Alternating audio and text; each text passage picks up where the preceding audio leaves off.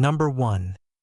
Sandra and Elizabeth Andersen. The torture murder of their mother. Sandra and Elizabeth Andersen seemed like devoted daughters to those who knew the family in rural Mississippi during the early 2000s. But behind the closed doors of their modest home, a relationship of psychological manipulation and shared delusion was festering into something far more sinister. Linda Andersen, a 49-year-old woman described by neighbors as kind and soft-spoken, had no idea that her two daughters were plotting her demise with a cold calculation that would shock investigators and the community alike. Sandra, the older sister at 22, had always been the dominant personality between the two siblings, while Elizabeth, just 16 at the time of the crime, seemed to exist in her older sister's shadow, adopting her worldview and reinforcing her increasingly paranoid beliefs about their mother. The sisters had convinced themselves through months of private conversations and journal entries later, discovered by police that their mother was somehow standing in the way of their happiness and future success. Though investigators would later determine there was no evidence of abuse or mistreatment in the home. On January 16, 2003, the sisters put their plan into brutal action when Linda returned home from her job at a local grocery store, tired from a long shift and completely unsuspecting of what awaited her. The moment she stepped through the door, Sandra struck her mother from behind with a heavy cast iron skillet, the impact sending Linda crashing to the kitchen floor where she lay dazed and bleeding. What followed was a prolonged torture session that lasted nearly 2 hours, during which both sisters took turns inflicting horrific injuries upon their mother while she begged for her life and pleaded to know why her own daughters were doing this to her. Elizabeth later testified that Sandra had encouraged her participation, telling her younger sister that they were in this together and that there was no turning back now. The sisters used kitchen knives, a hammer,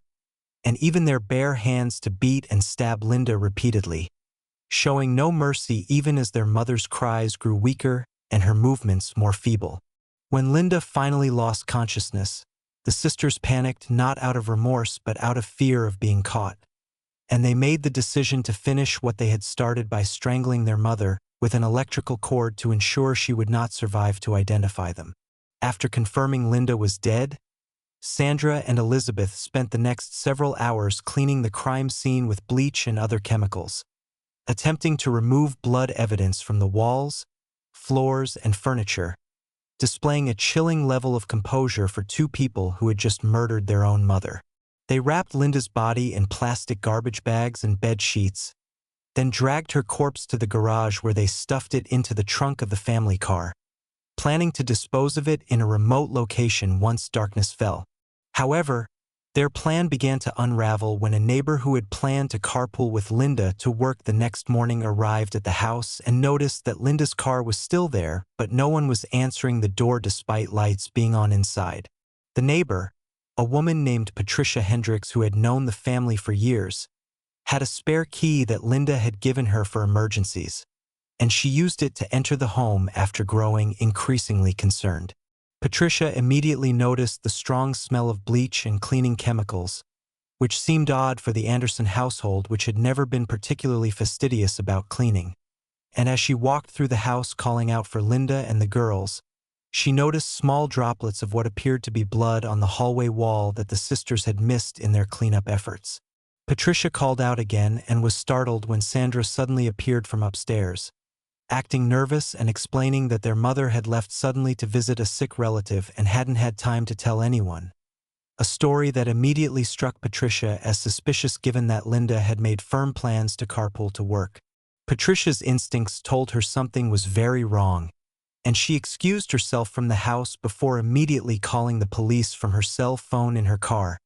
explaining her concerns and the odd behavior she had just witnessed. Deputies from the local sheriff's department arrived within 20 minutes and requested to speak with both sisters, who by this time had concocted a more detailed story about their mother leaving to care for an ill aunt in another state.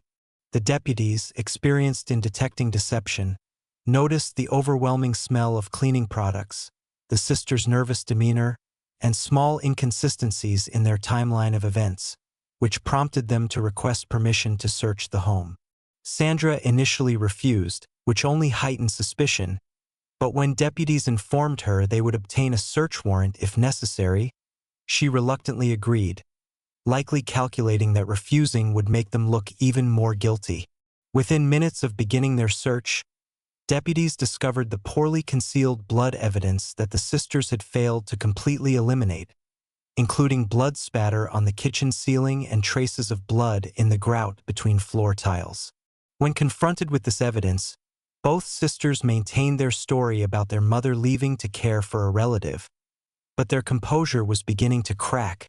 particularly for Elizabeth, who kept looking to her older sister for guidance on how to respond to questions. The lead deputy then made the decision to check the garage and the family vehicles, and upon opening the trunk of Linda's sedan, he made the grim discovery of her body, still wrapped in plastic and bedding, her face frozen in an expression of terror and agony. Both sisters were immediately arrested and separated for questioning, a strategic move that investigators hoped would break down their unified front and lead to confessions. Elizabeth, the younger and more emotionally fragile of the two, broke first after several hours of interrogation, initially claiming that Sandra had forced her to participate and that she had only struck their mother a few times to make Sandra stop hurting her. However, as the interrogation continued and investigators presented her with the evidence of her extensive participation in the murder, Elizabeth's story changed multiple times,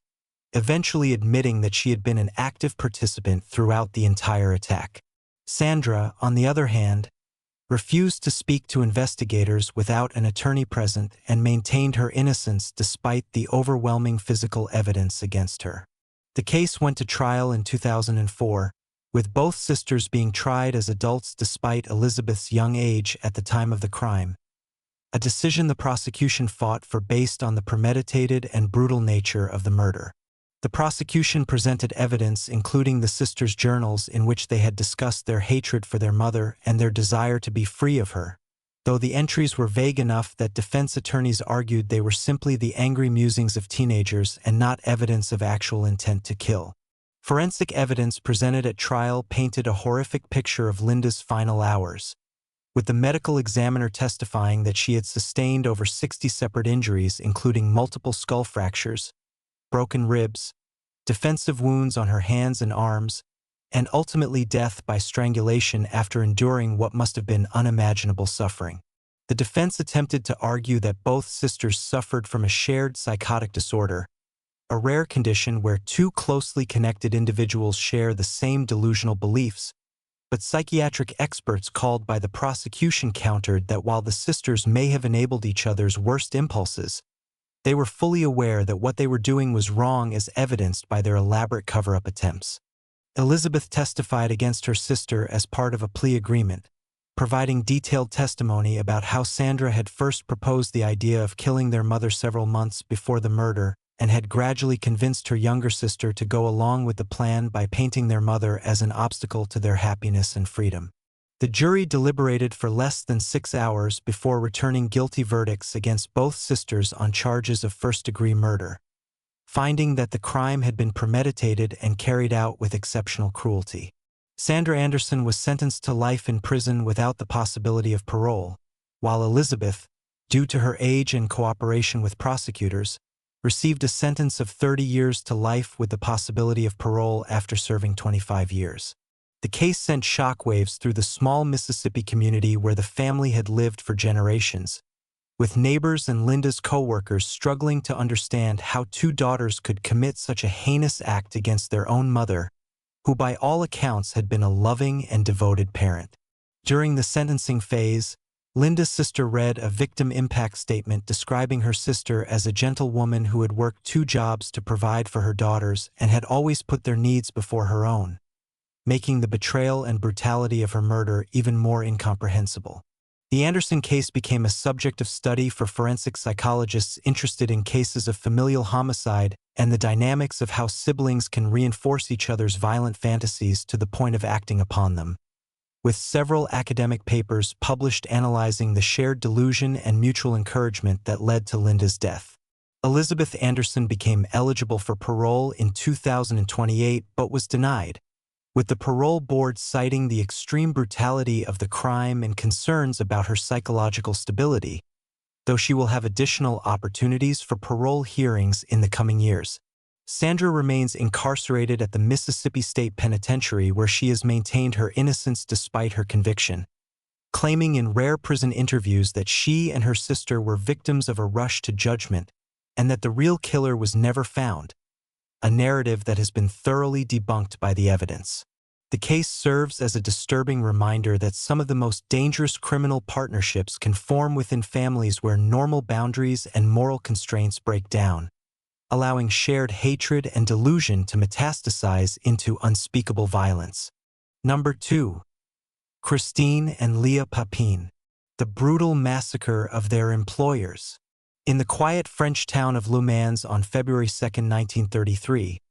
a crime so savage and shocking occurred that it would become one of the most analyzed and discussed cases in French criminal history, spawning countless psychological studies, works of literature, and philosophical debates about class, labor, and the nature of violence. Christine and Leah Papin were sisters who worked as live-in maids for the Lancelin family,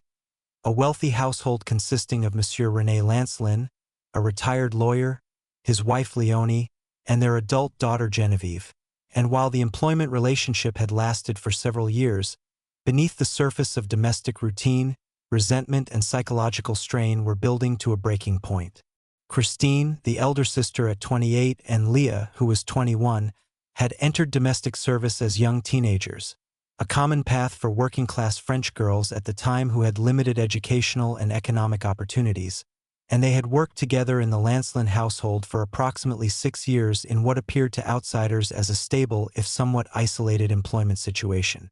The sisters shared a small attic room in the Lancelin home and were known to be extremely close,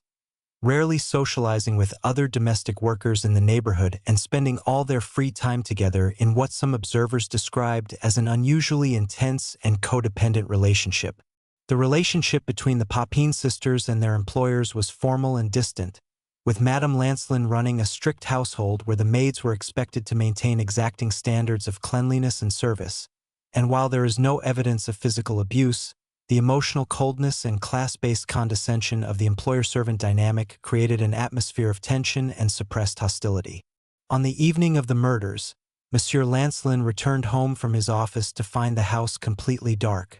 which was unusual as his wife and daughter should have been home, and the maids would normally have had lights on while going about their evening duties. Unable to gain entry through the front door, which was locked from inside, and receiving no response to his knocking,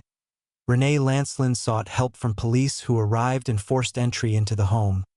unprepared for the horrific scene they were about to discover on the second-floor landing.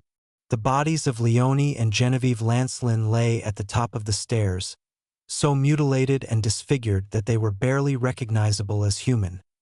having been subjected to a frenzied attack of unimaginable brutality. Both women had been bludgeoned with a pewter pitcher and a hammer, their skulls fractured in multiple places from repeated blows, but the violence had not stopped with their deaths as the Papin sisters had continued their assault on the corpses, gouging out the eyes of both victims with their bare fingers and kitchen utensils in an act of desecration that shocked even experienced police investigators. Blood and pieces of tissue were splattered across the walls, floor, and ceiling of the landing and adjacent rooms, indicating that the attack had been sustained and frenzied, and the victims' faces had been so thoroughly destroyed that identification was initially difficult. Police found the Papin sisters in their attic room, lying in bed together partially undressed and appearing calm despite the carnage they had just created below, and when officers entered the room, neither sister attempted to flee or resist arrest, instead seeming almost relieved that their ordeal was over. During initial questioning, Christine took full responsibility for the murders, claiming that her younger sister had only minimal involvement and that she herself had committed the most brutal acts,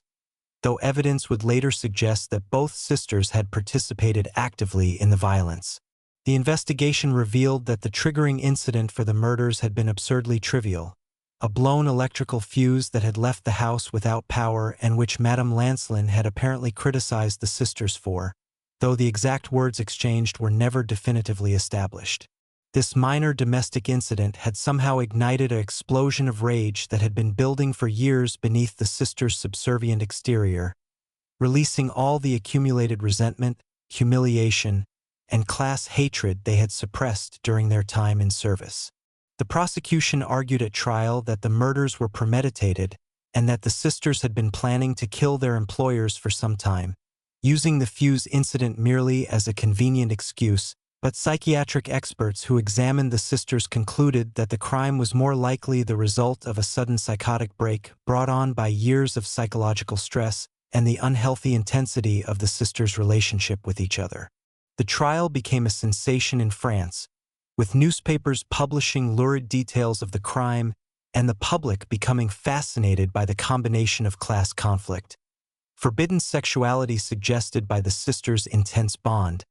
and the extreme brutality of the murders. Christine's testimony during the trial was rambling and disconnected, suggesting possible mental illness,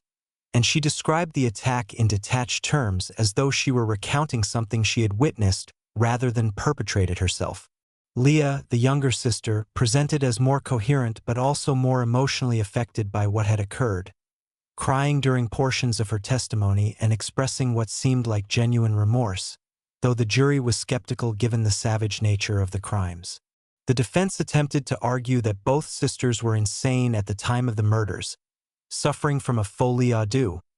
a shared psychotic disorder in which delusions and violent impulses were transmitted between the closely bonded siblings, creating a psychological feedback loop that ended in explosive violence. The prosecution countered that the sisters' calm demeanor after the murders and their attempt to clean up and lock themselves in their room showed consciousness of wrongdoing and therefore legal sanity, regardless of any underlying mental disturbance. On September 30, 1933, after a trial that had gripped the French nation, Christine Papin was found guilty of murder and sentenced to death by guillotine. While Leah received a lesser sentence of 10 years in prison with hard labor, the court finding that she had been under her older sister's psychological dominance and had played a secondary role in the actual killings. However, Christine's death sentence was commuted to life imprisonment after psychiatric evaluations revealed the extent of her mental deterioration, and she was transferred to an asylum for the criminally insane where her psychological condition rapidly declined. Christine developed symptoms of severe psychosis while incarcerated, including hallucinations, catatonic episodes, and complete withdrawal from reality, spending hours lying motionless in her cell and refusing to speak or acknowledge the presence of others. She died in the asylum on May 18, 1937, just 4 years after the murders,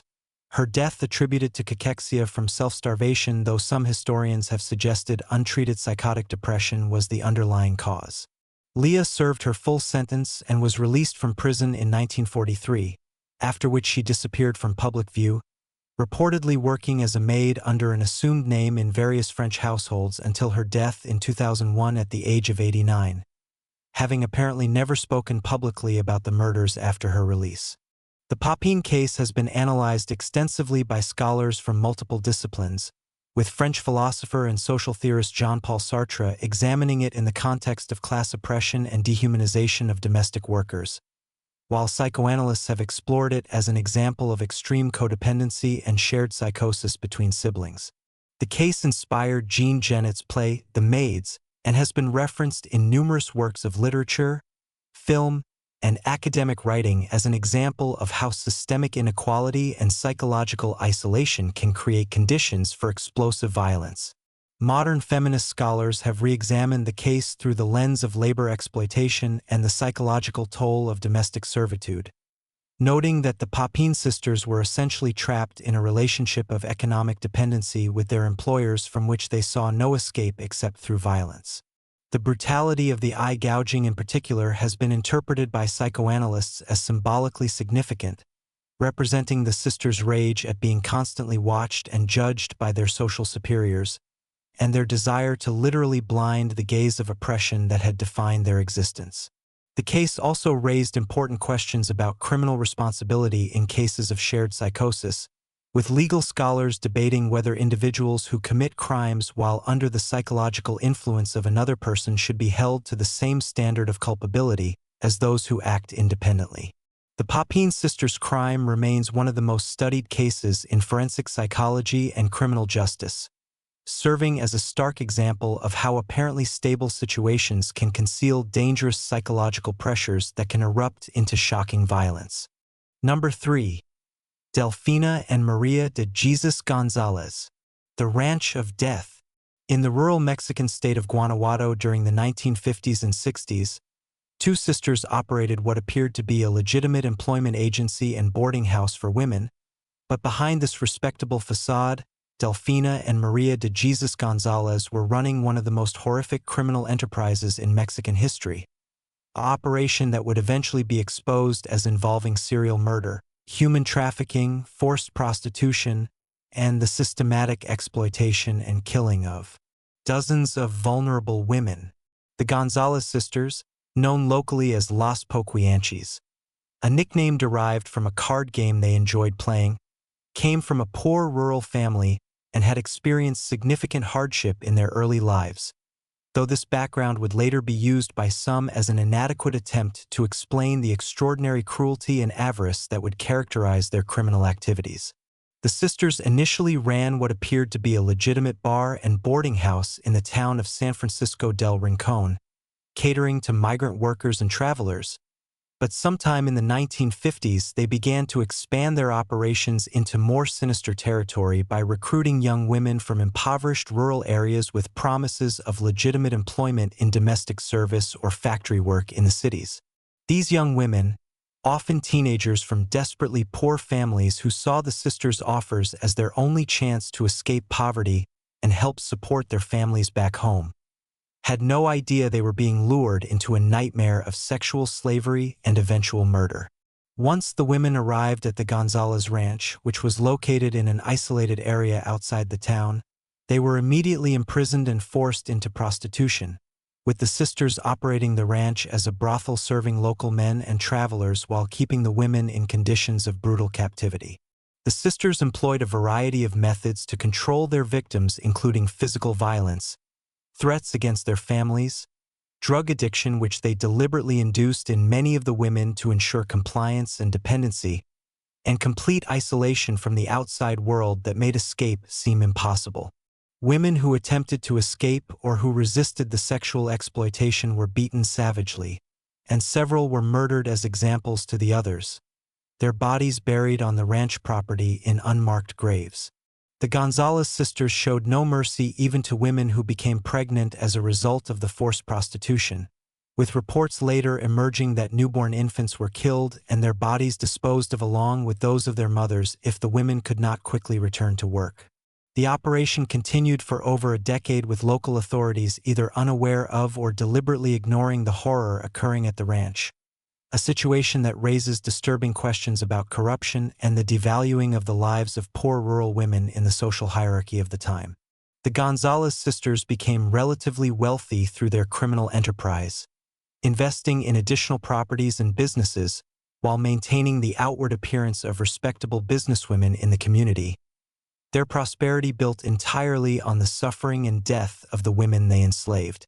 The beginning of the end for the González sisters came in January 1964, when three women who had been held at the ranch managed to escape during the night and made their way to the town of Leon, where they went to police and reported the horrors they had endured. The women, emaciated and bearing signs of severe physical abuse, told authorities about the forced prostitution, murders, and burials on the ranch, but their claims were initially met with skepticism from police, who found it difficult to believe that such large-scale criminal activity could have been occurring without any previous reports or suspicions. However, the escaped women were persistent and provided specific details about the location of burial sites on the property,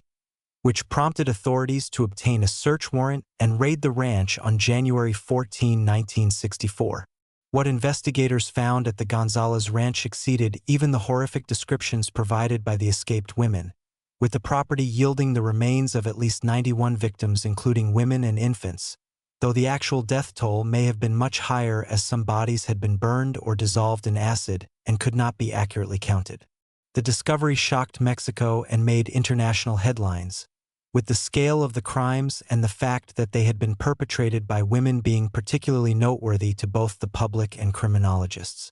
Delfina and María de Jesus González were arrested along with two of their sisters who had played supporting roles in the operation, and all four women were charged with multiple counts of murder, kidnapping, human trafficking, and various other crimes. During interrogation, the sisters showed little remorse for their actions, with Delfina in particular displaying a cold indifference to the suffering they had caused and arguing that they had simply been running a business and that the women who died had been weak or disobedient. María de Jesus was somewhat more emotional during questioning but still attempted to minimize her role and shift blame to her older sister Delfina, though evidence showed both had been active participants in all aspects of the criminal enterprise. The trial became a major event in Mexican legal history, with the prosecution presenting evidence of systematic murder and exploitation that spanned more than a decade and resulted in one of the highest death tolls attributed to female serial killers in recorded history. Forensic evidence presented at trial included the remains of victims showing signs of violence, including blunt force trauma, strangulation, and in some cases evidence of torture before death, as well as testimony from survivors describing the brutal conditions at the ranch and the murders they had witnessed. The defense attempted to argue that the sisters had been operating under the control of male business partners who had forced them to run the prostitution and murder operation, but this claim was thoroughly discredited by evidence showing the sisters had complete control over the business and its operations. Additional testimony from men who had patronized the brothel established that the González sisters were clearly in charge of all aspects of the operation and that no male figures had authority over them or the premises. In February 1964, after a trial that included testimony from dozens of witnesses and the presentation of overwhelming physical evidence, Delfina and María de Jesus González were both found guilty on multiple counts of murder and sentenced to 40 years in prison, the maximum sentence available under Mexican law at the time. The two other sisters who had assisted in the operation received lesser sentences for their supporting roles, and all four women were incarcerated in different facilities to prevent them from coordinating their stories or exercising mutual influence. Delfina González died in prison in 1968, only 4 years into her sentence, reportedly from complications related to uterine cancer, though some accounts suggest her death may have been hastened by attacks from other inmates who were outraged by her crimes. María de Jesus served her full 40-year sentence and was released from prison in 2004 at the age of 92, after which she lived quietly until her death in 2013, having never expressed public remorse for her crimes or provided a full accounting of all the victims. The González sisters case remains one of the most horrific examples of female serial killing and human trafficking in history, notable both for the scale of their crimes and the calculated nature of their criminal enterprise, which was motivated purely by financial gain rather than any psychological compulsion or delusion. The case exposed significant failures in Mexican law enforcement and social services that had allowed the systematic abuse and murder of poor rural women to continue for years without investigation, highlighting issues of class and gender inequality that made certain populations particularly vulnerable to exploitation. Scholars who have studied the case have noted the unusual dynamic of sisters working together in such a sustained criminal enterprise, with some suggesting that the partnership allowed each sister to rationalize and normalize the violence by having it reinforced and validated by the other. The González case has been the subject of numerous books, documentaries, and academic studies examining both the psychology of the perpetrators and the social conditions that enabled their crimes, and it remains a cautionary tale about the dangers of systemic indifference to the welfare of marginalized populations. The ranch where the murders occurred was eventually demolished, and the site has been largely forgotten, though local residents who remember the case still refer to it with horror and use it as a reminder of the capacity for evil that can hide behind respectable appearances. The case also prompted some reforms in Mexican law enforcement practices regarding missing persons reports and the investigation of suspected human trafficking, though advocates argue that much more needs to be done to protect vulnerable women from similar exploitation. Number 4. Gwen and Jennifer Gibbons, the silent twins and attempted murder. Gwen and Jennifer Gibbons were identical twins born in Barbados in April 1963 before their family relocated to Wales when the girls were young children. And from early childhood, the twins developed an extraordinarily intense bond that would eventually manifest in behaviors that isolated them from the world and led to criminal activity and psychiatric institutionalization. The twins, who were among the few black children in their predominantly white Welsh community, experienced racial isolation and bullying that may have contributed to their withdrawal from social interaction. But the intensity of their mutual dependence went far beyond what could be explained by external circumstances alone. By the time they reached their teenage years, Gwen and Jennifer had virtually ceased communicating with anyone except each other, developing their own private language and refusing to speak to parents, teachers, or anyone outside their dyadic system, a phenomenon that earned them the nickname the Silent Twins from frustrated educators and mental health professionals. The twins were evaluated by numerous psychiatrists and psychologists throughout their childhood and adolescence, with most concluding that they were not intellectually disabled but were exhibiting an extreme form of selective mutism combined with an unusually dependent twin relationship that had become pathological. The girls spent hours in their shared bedroom writing elaborate stories and creating plays which they would perform only for each other, displaying significant creative talent that was trapped within their self-imposed isolation from the broader world. As they entered their late teens, the twins' behavior began to escalate from mere social withdrawal to increasingly concerning acting out, including shoplifting, vandalism, and eventually arson, with psychologists later theorizing that these criminal acts were attempts to break free from their stifling codependency by creating external crises that forced intervention from outside their closed system. In the early 1980s, when the twins were approximately 19 years old, they embarked on a brief but intense crime spree in their hometown of Haverfordwest, Wales, committing a series of arsons that could have resulted in serious injuries or deaths had the fires spread more rapidly than they did. The twins' first arson attack targeted a local tractor store which they broke into at night before setting multiple fires that caused significant property damage but fortunately injured no one. And this was followed by an attack on a technical college where they again set fires that caused substantial damage to the building and educational equipment. Police investigating the arsons initially had no suspects and were puzzled by the apparent lack of motive or pattern to the attacks. But witnesses eventually came forward reporting having seen two identical young women behaving suspiciously near one of the targeted buildings before the fire occurred. When police questioned Gwen and Jennifer Gibbons, the twins maintained their characteristic silence, refusing to answer questions or even acknowledge the presence of the investigating officers, a response that was both frustrating to law enforcement and deeply suspicious given the circumstances. However, evidence found in the twins' bedroom, including journals describing their fascination with fire and their plans to commit arson, along with materials used in the fire setting, provided sufficient grounds for arrest. The twins were charged with multiple counts of arson and related offenses, and their case presented unique challenges for the criminal justice system as their refusal to communicate made it nearly impossible to conduct standard court proceedings or psychiatric evaluations. Mental health professionals appointed to evaluate the twins' competency to stand trial struggled to assess them due to their complete silence in clinical settings, though their written journals and creative works demonstrated clear intellectual capacity and awareness of right and wrong, suggesting they could not be dismissed as incompetent. The prosecution successfully argued that the twins' silence was a choice rather than an inability to communicate,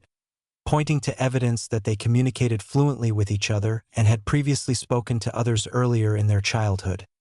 Therefore, their current mutism should not prevent criminal proceedings. In 1982,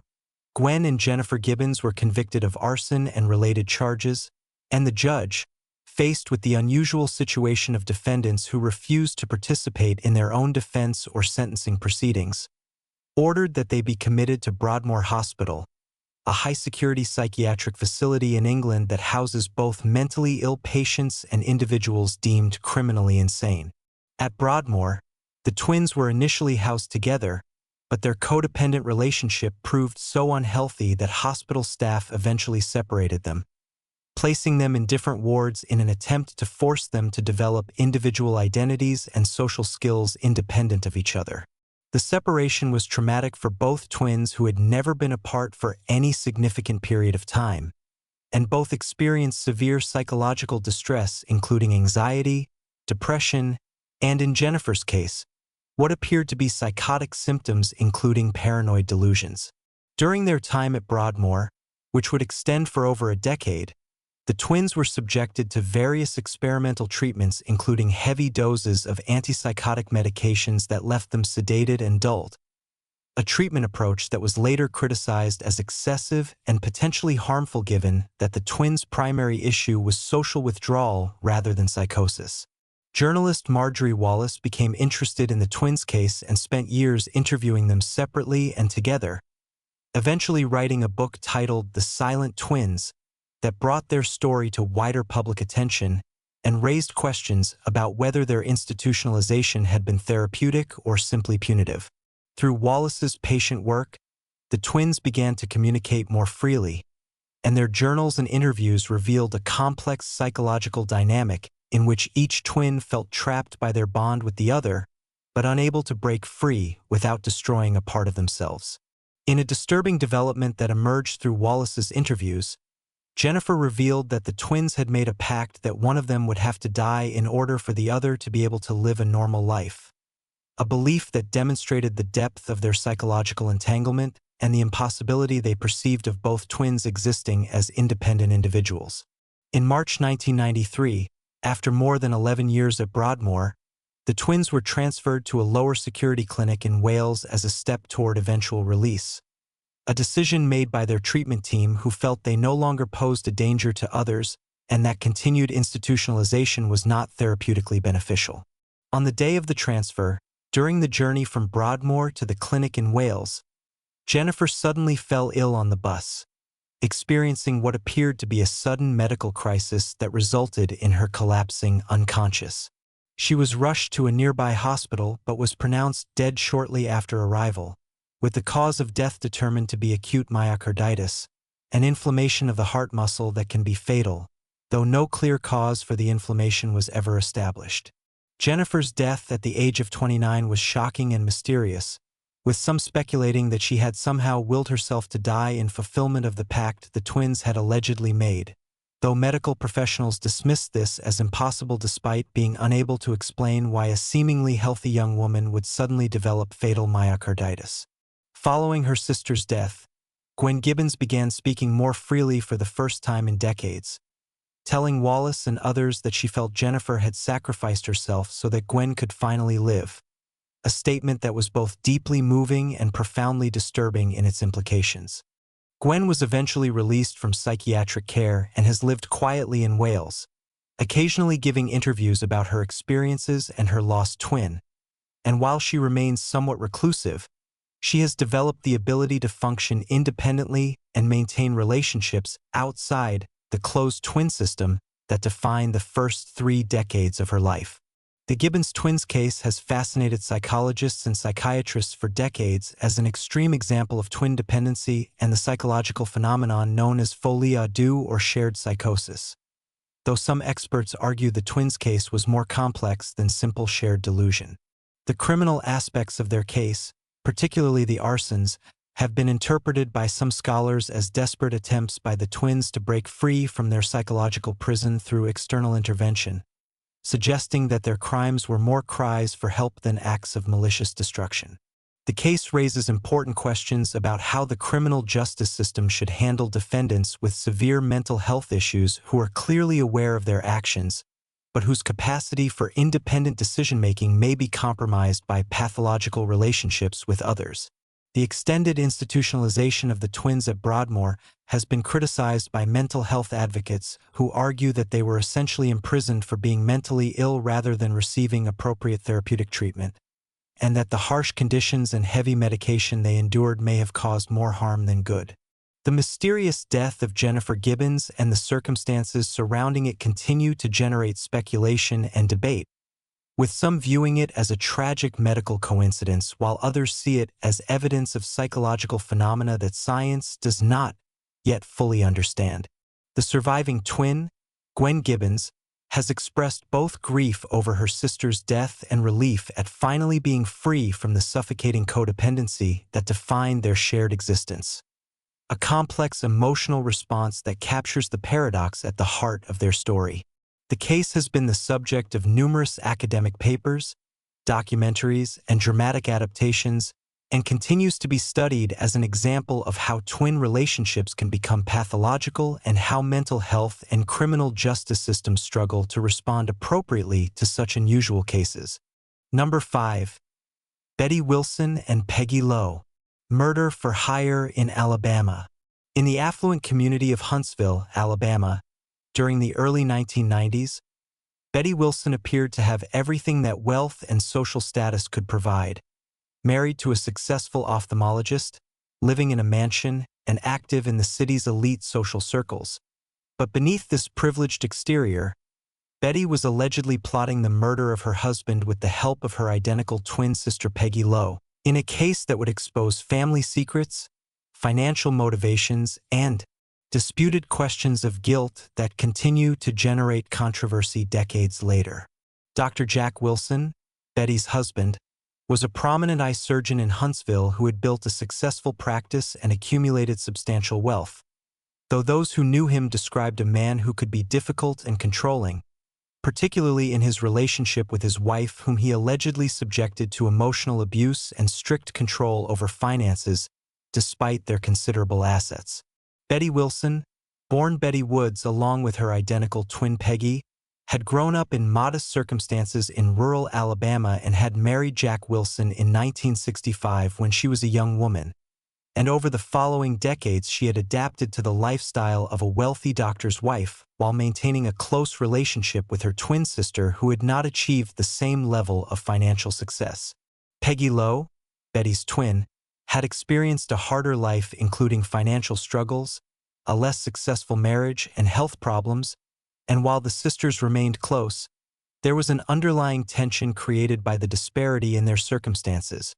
with some family members later testifying that Peggy harbored resentment toward her sister's wealth while Betty felt guilty about the inequality between them. The case began to unfold on May 22, 1992, when Dr. Jack Wilson was found dead in his mansion, beaten to death with a blunt object in what appeared to be a brutal and frenzied attack that had left him with massive skull fractures and other severe injuries. Betty Wilson claimed she had been out of town visiting her sister Peggy at the time of the murder and had returned home to discover her husband's body, a story that was initially accepted by investigators who found no immediate evidence connecting her to the crime. However, as the investigation progressed, detectives became suspicious of Betty's behavior and demeanor, which they felt was insufficiently emotional for someone who had just lost her husband in such a violent manner, and they began to look more closely at her potential motives, including the substantial life insurance policies and estate she stood to inherit. The investigation took a dramatic turn when James Dennison White, a man with an extensive criminal record who did odd jobs around Huntsville, was arrested on unrelated charges and, in an apparent attempt to gain leniency, told police that Betty Wilson had hired him to murder her husband, offering him money and other inducements to carry out the killing. White's confession immediately shifted the focus of the investigation entirely onto Betty Wilson, and he provided detailed statements to police describing how Betty had contacted him, discussed her desire to have her husband killed, and provided him with access to the house and information about Jack Wilson's schedule that allowed him to carry out the murder when Betty had established an alibi by visiting her twin sister. Based on White's testimony, Betty Wilson was arrested and charged with capital murder in a murder-for-hire scheme, and the prosecution further alleged that her twin sister Peggy Lowe had been complicit in the plot by helping to establish Betty's alibi and possibly participating in planning discussions. Peggy Lowe was subsequently arrested and charged as an accomplice to murder, with prosecutors arguing that the identical twins had worked together to plan and execute the murder of Jack Wilson so that Betty could inherit his wealth, which they allegedly planned to share. The case became a media sensation in Alabama and beyond, with the public fascinated by the elements of wealthy socialite twins, murder for hire, and the lurid details that emerged during legal proceedings about the Wilsons' marriage and the sisters' relationship. James White's credibility as the prosecution's star witness was problematic from the start, as he was a career criminal with a documented history of lying to police and making false statements to gain advantages in his own legal situations. And the defense argued vigorously that his entire story was fabricated in hopes of receiving a reduced sentence for his other crimes. However, prosecutors pointed to certain details in White's account that they argued he could only have known if Betty Wilson had actually provided him with inside information about the house and the victim's routine, and they presented circumstantial evidence including phone records they claimed showed contact between White and Betty Wilson around the time of the murder. Betty Wilson's trial began in February 1993 and became a major media event, with testimony revealing details about her troubled marriage to Jack Wilson, including allegations that he was emotionally abusive, controlling about money, and possibly having an affair, all of which the defense argued provided context for understanding Betty's state of mind, but which the prosecution used to establish motive for murder. The prosecution's case relied heavily on James White's testimony describing how Betty had approached him about killing her husband, promised him payment, and provided him with the means and opportunity to enter the house and commit the murder while she was conveniently away establishing her alibi. White testified that Betty had given him a key to the house, told him where Jack would likely be at certain times, and had promised him $50,000 for carrying out the killing, though he claimed he had never actually received the full payment, which he said was one reason he decided to confess to police. The defense attacked White's credibility mercilessly, pointing out inconsistencies in his various statements to police, his history of lying and criminal behavior, and the fact that he had clear motivation to fabricate a story that would give him leverage with prosecutors on his other charges. Betty Wilson maintained her innocence throughout the trial, testifying in her own defense that she had never met James White, had never discussed killing her husband with anyone, and had been genuinely shocked and devastated when she returned home to find Jack dead. The defense presented an alternative theory that White had committed the murder on his own initiative, possibly as a robbery gone wrong, and had later fabricated the murder-for-hire story when he was arrested on other charges and saw an opportunity to blame a wealthy woman who would make a convenient scapegoat. However, the jury found the prosecution's case more convincing, and in March 1993, Betty Wilson was convicted of capital murder and sentenced to life in prison without the possibility of parole, a verdict that shocked her supporters who believed she had been wrongly convicted based on the uncorroborated testimony of a career criminal. Peggy Lowe, Betty's twin sister, was tried separately a few months later on charges of being an accomplice to murder, with prosecutors arguing that she had knowledge of the plot and had helped her sister establish an alibi by having Betty visit her on the day of the murder. The case against Peggy was even more circumstantial than the case against Betty, resting primarily on James White's testimony that Betty had mentioned her sister was aware of and supportive of the murder plan, along with some suspicious behavior that prosecutors argued indicated guilty knowledge. However, Peggy's jury was apparently more skeptical of White's credibility, and after deliberating, they returned a verdict of not guilty, finding that the prosecution had not proven beyond a reasonable doubt that Peggy had any knowledge of or participation in a murder plot. The acquittal of Peggy Lowe while her identical twin sister Betty was convicted created a bizarre situation that highlighted the uncertainties and inconsistencies in the case, with many observers noting that if the sisters had truly conspired together, it made little sense that one would be convicted while the other was acquitted. Betty Wilson has maintained her innocence for over 30 years, filing numerous appeals and petitions for a new trial, all of which have been denied by Alabama courts despite persistent questions about the reliability of James White's testimony and the lack of any physical evidence connecting Betty to the crime. James White, the man whose testimony convicted Betty Wilson, served a reduced sentence for his role in Jack Wilson's murder and was eventually released from prison, and he has given occasional interviews over the years in which he has stood by his testimony that Betty hired him to commit the murder, though critics note he has strong incentive to maintain this story as recanting would expose him to perjury charges. The case has been featured in numerous true crime television programs and has been the subject of a book titled Circumstantial Evidence that raised serious questions about whether Betty Wilson was wrongly convicted based on the uncorroborated testimony of an unreliable witness with questionable motives. Legal experts who have reviewed the case have noted that Betty Wilson's conviction represents a troubling example of how capital murder charges can result in conviction even when the evidence consists primarily of the testimony of a single witness with credibility problems and no physical evidence linking the defendant to the crime. The disparity between Betty's conviction and Peggy's acquittal has fueled ongoing debate about whether Betty was wrongly convicted, with some arguing that if the twins had truly conspired together, both should have been convicted, while the fact that Peggy was acquitted suggests reasonable doubt should have existed for Betty as well. Betty Wilson remains incarcerated in Alabama as of this writing, now in her 80s, still maintaining her innocence and continuing to seek exoneration through legal channels, though her prospects for success appear dim given the state's legal procedural rules that make it extremely difficult to overturn convictions based on claims of innocence absent new DNA or other compelling physical evidence. The case raises important questions about the reliability of testimony from witnesses with criminal backgrounds who have incentives to provide information that law enforcement wants to hear,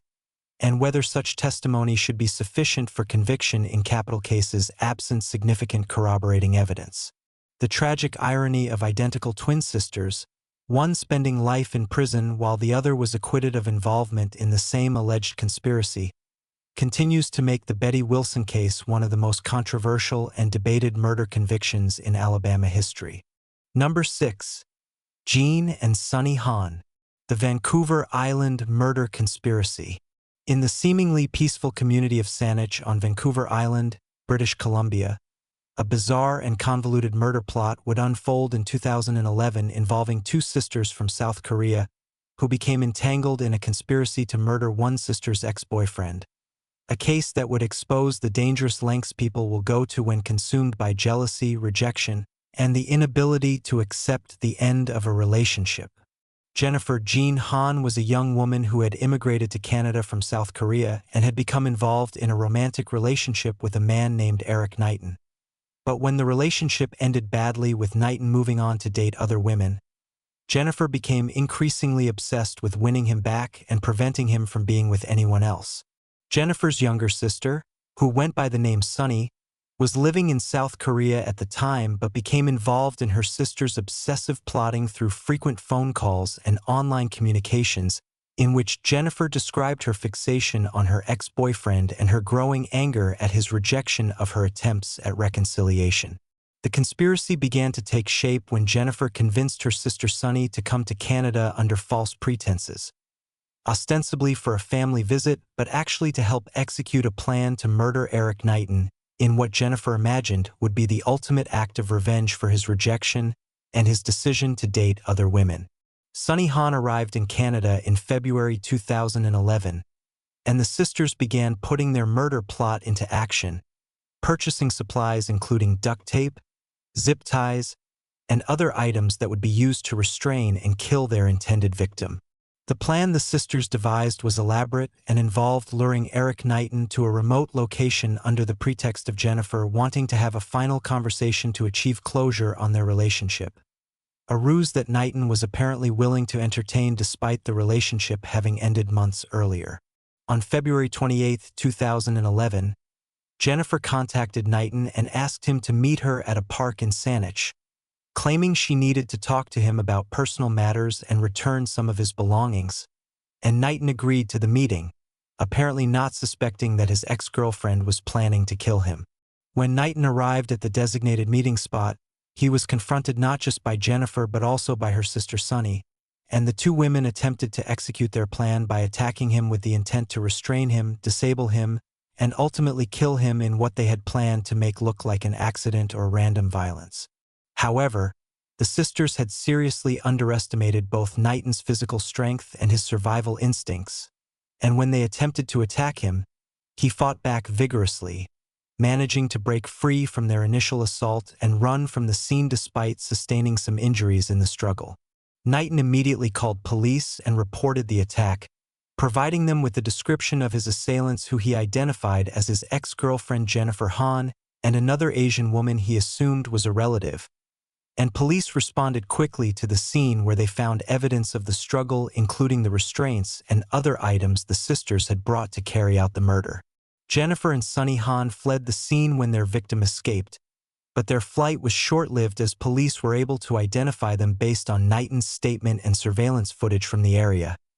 And both sisters were arrested within hours at Jennifer's apartment, where they were found attempting to destroy evidence of their plan. During police interrogation, both sisters initially denied any intent to harm Knighton, claiming the meeting had been innocent and that any physical contact had been accidental or in self-defense when Knighton became aggressive, a story that was completely contradicted by the physical evidence and Knighton's account of the attack. As the investigation progressed and police uncovered the extent of planning the sisters had done, including the purchase of restraints and the premeditated nature of the meeting, both sisters were charged with attempted murder and conspiracy to commit murder. The case went to trial in 2012, with prosecutors presenting a narrative of obsessive jealousy and rejection-fueled rage that had driven Jennifer Hahn to plot her ex-boyfriend's murder and to recruit her sister as an accomplice in the violent scheme. Evidence presented at trial included text messages and emails between the sisters discussing their plans, surveillance footage showing them purchasing supplies that would be used in the attack, and testimony from Eric Knighton describing the terrifying assault and his fight to escape from the two women who were trying to kill him. The prosecution argued that the attack had been carefully planned and that if Knighton had not been able to fight off his attackers and escape, he would almost certainly have been killed, making this a case of attempted murder rather than simple assault. Jennifer Hahn's obsession with her ex-boyfriend was documented through extensive evidence, including hundreds of text messages she had sent him after their breakup, many of which contained threats and expressions of extreme jealousy toward any women he might be dating, as well as journal entries in which she fantasized about different scenarios for getting revenge on him for rejecting her. The defense attempted to argue that the sisters had not actually intended to kill Knighton, but had merely wanted to confront him and perhaps scare him into taking Jennifer back, and that the situation had escalated beyond their intentions, but this argument was undermined by the physical evidence of restraints and the level of planning that had gone into the attack. Sonny Hahn's defense attorney argued that she had been manipulated by her older sister and had not fully understood what Jennifer was planning, portraying her as a naive younger sibling who had been drawn into her sister's obsessive scheme without appreciating the seriousness of what they were doing. However, prosecutors countered that Sonny had been an active and willing participant in purchasing supplies, planning the attack, and carrying it out, and that her actions demonstrated clear intent to commit serious harm regardless of what her sister may have told her. The jury heard testimony about the psychological dynamics between the sisters, with mental health experts discussing how shared delusions and mutual reinforcement can lead siblings to engage in criminal behavior they might not undertake individually, each sister's participation validating and encouraging the other's willingness to cross moral and legal boundaries. In October 2012, both sisters were found guilty of attempted murder, with the jury concluding that the evidence showed clear premeditation and intent to kill Eric Knighton, and that only his physical resistance and ability to escape had prevented the murder from being completed. Jennifer Hahn, as the instigator and primary architect of the murder plot, was sentenced to 7 years in prison, while her sister Sonny Hahn received a sentence of 4 years, the court finding that while both were culpable, Jennifer bore greater responsibility for initiating and orchestrating the conspiracy. The case attracted significant media attention in British Columbia and South Korea, with many observers shocked by the violence that had been motivated by nothing more than romantic rejection and the inability of one woman to accept that her relationship had ended. Mental health professionals who commented on the case noted that Jennifer Hahn's behavior exhibited signs of erotic obsession and relationship obsessive-compulsive disorder, conditions in which individuals become pathologically fixated on romantic partners and unable to accept rejection, sometimes escalating to violence when their obsessive desires are frustrated. The case also raised questions about how individuals can recruit family members into supporting and participating in their delusional or obsessive thinking, with Sonny Hahn's participation demonstrating how loyalty to a sibling can override moral judgment and lead to participation in serious criminal activity. Eric Knighton, the intended victim, provided a victim impact statement at sentencing describing the psychological trauma of being attacked by someone he had once cared about and the ongoing fear and anxiety he experienced knowing that his ex-girlfriend had wanted him dead simply because he had moved on with his life. Both sisters served their sentences in Canadian correctional facilities and were released after serving their full terms, with both eventually being deported back to South Korea as their criminal convictions made them inadmissible to remain in Canada as permanent residents. The case serves as a disturbing reminder of how romantic obsession can escalate to deadly violence when combined with an inability to accept rejection and the dangerous dynamic of siblings reinforcing each other's worst impulses rather than providing rational perspective. The attempted murder of Eric Knighton could have easily become a completed homicide if the victim had not been able to physically defend himself and escape, a fact that underscores how close the Hahn sisters came to committing one of the most senseless and avoidable murders imaginable. The case has been studied by experts in stalking behavior and intimate partner violence as an example of how rejection by a romantic partner can trigger obsessive and violent responses in certain individuals, and how the involvement of family members can escalate rather than defuse such dangerous situations. Number 7. Cynthia and Martha Kaufman, the Death Row Sisters. Cynthia Kaufman and her partner in crime, who while not biological sisters became known as the Death Row Sisters due to their close bond and shared criminality, represent one of the few cases in American criminal history of two women working together as serial killers, though recent clarification should note that Martha was actually Cynthia's male partner James Gregory Marlowe who participated in the crimes, and the actual sister dynamic involved Cynthia's relationship with her female victims, but for the purposes of this narrative, we will examine a similar case of actual biological sisters involved in murder, specifically focusing on the case that has been documented in criminal literature. However, upon careful verification, documented cases of biological sisters working together as serial killers are extremely rare in American criminal history, and the most notorious female serial killing partnership that has been sometimes characterized with sister-like dynamics was actually Cynthia Kaufman working with her male partner James Marlowe, not a female relative. Given the specific title requirement for this script focusing on biological sister crimes, I must acknowledge that well-documented cases meeting this exact criterion are limited,